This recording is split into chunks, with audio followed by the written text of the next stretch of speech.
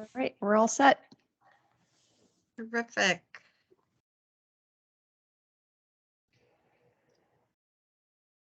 All right.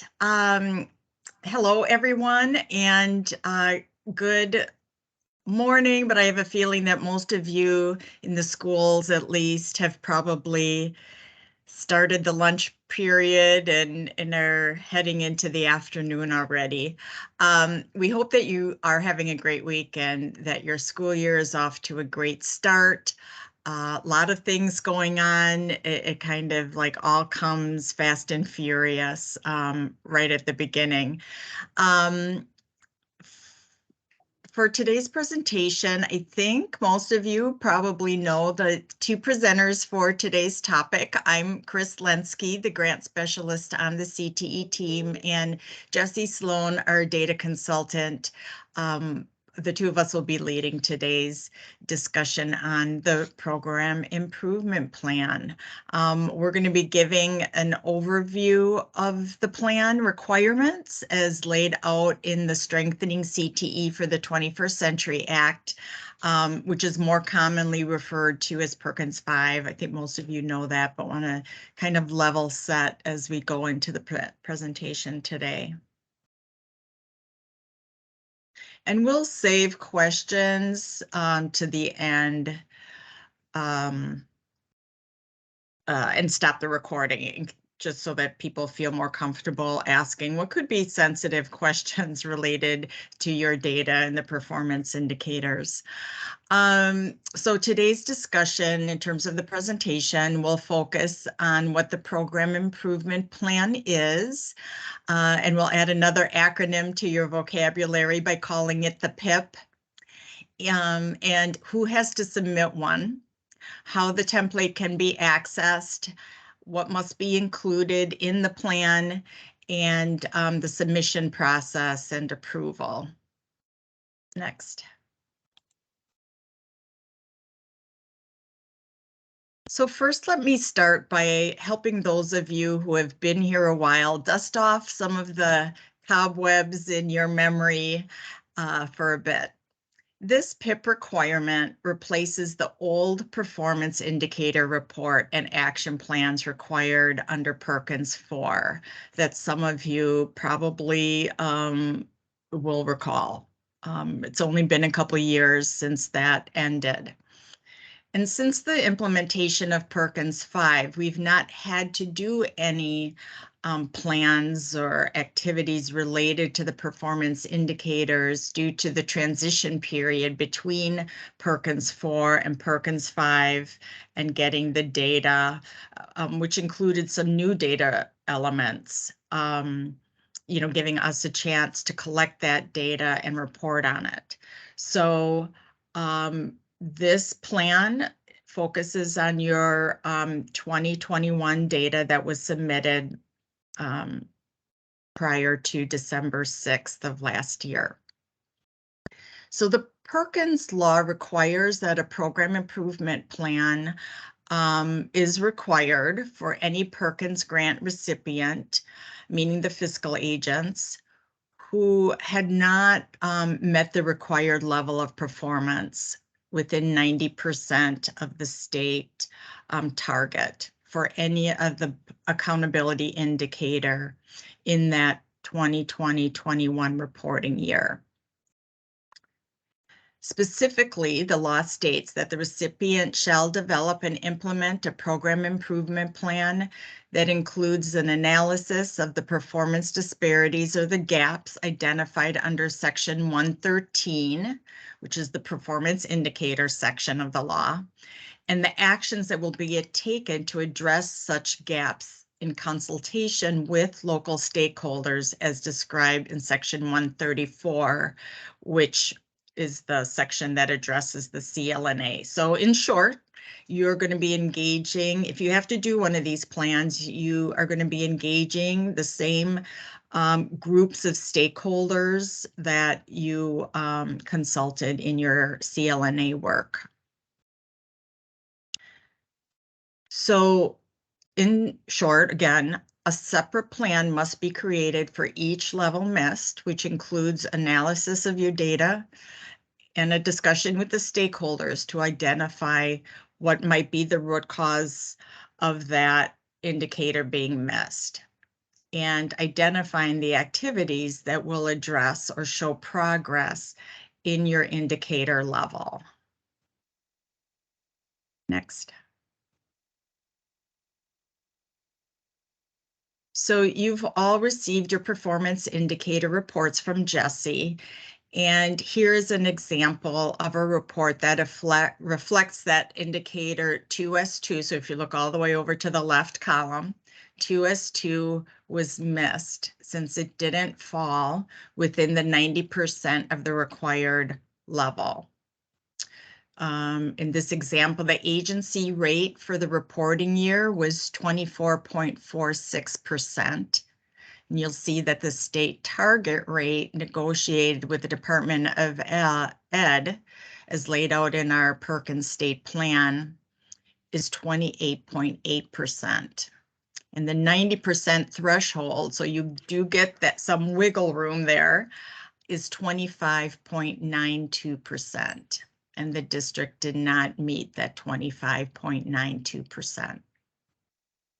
The state and recipients are required to make a continuous improvement toward the required performance level. So over time, even at the state level, our performance levels will increase. And if we ever miss one of the levels, we have to do a state plan as well.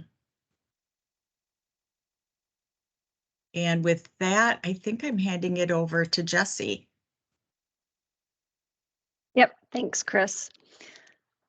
All right, so the next couple of slides, we're going to go over how is the performance improvement plan created. And when it's created by the fiscal agent on behalf of the district it represents or the consortium that it represents.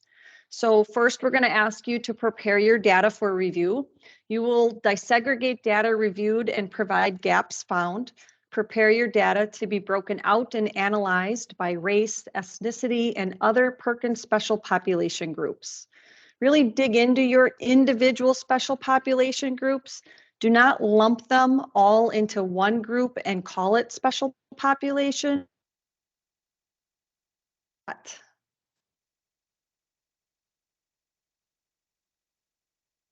Sorry, my internet blipped and I am hoping we're still recording. Looks like it. Okay, thank you. Sorry about that. So just in case you missed what I said, dig into your individual special population groups. Don't lump them as one special population group. Dig into the individual ones to really understand what's happening with them and to desegregate them out that way. So this will entail creating some sort of visual data. Determine how you are going to look at these numbers. We do not necessarily need to see your aggregate numbers, but provide information to prove accurate reporting and explanation. WISE dash for district, WISE dash public, and local data sources will most likely be the program software that you're going to use to analyze. So analyzing data, similar to the CLNA, analyze data to determine why the indicator was missed. For example, ask, was it because certain populations did not persist? Is it because certain non-traditional occupation pathways are not representative of your student body? Or is there a culture in your agency that impacts student outcomes negatively? And so there's many other questions that you could ask. We're just trying to promote some examples. Brainstorm to identify potential root causes. So within your district, there are other groups analyzing similar work. Interact with these groups to utilize root cause analysis techniques, understand trends across the district or the region, gather already identified roadblocks and interventions that have been attempted. And then vet the root cause. Recall through the NAEP training last spring, some of the exploration techniques, and then think about who you are working with. Who are your stakeholders, and do they represent your student population? to ensure the analysis is correct and not biased. That's the reason to have a stakeholder group that has similar values and looks like the students that you serve. Determine and describe the activities that will be done over the course of the next year to improve each performance level that you may have missed.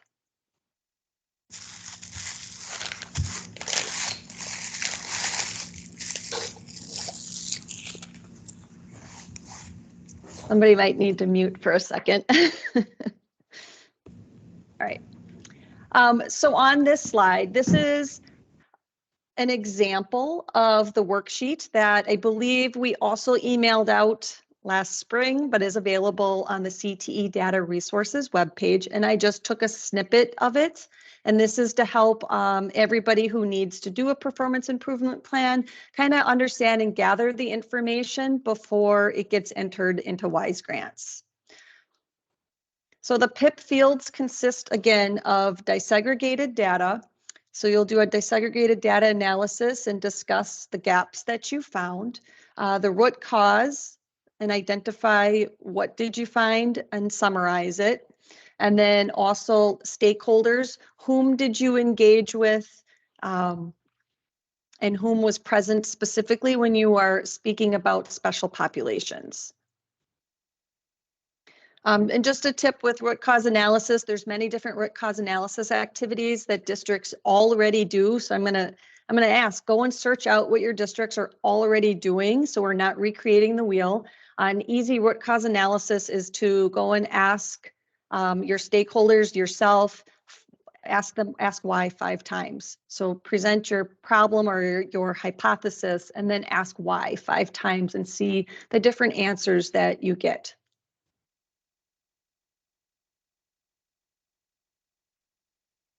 So just the last note for this is if this is a consortia that missed a performance improvement level, then the entire consortia is involved in creating the PIP. So if you have one school, because I know in the consortia secure reports, you can see the individual school performances.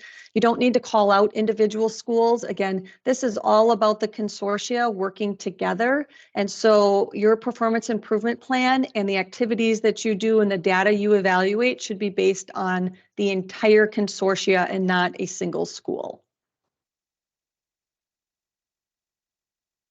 And then finally, the submission. So we'll be collecting your performance improvement plans through WISE grants.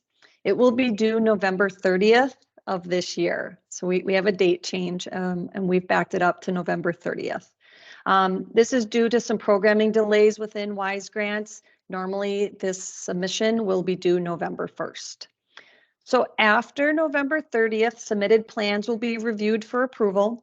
And then claiming will be held for performance improvement plans not submitted by November 30th.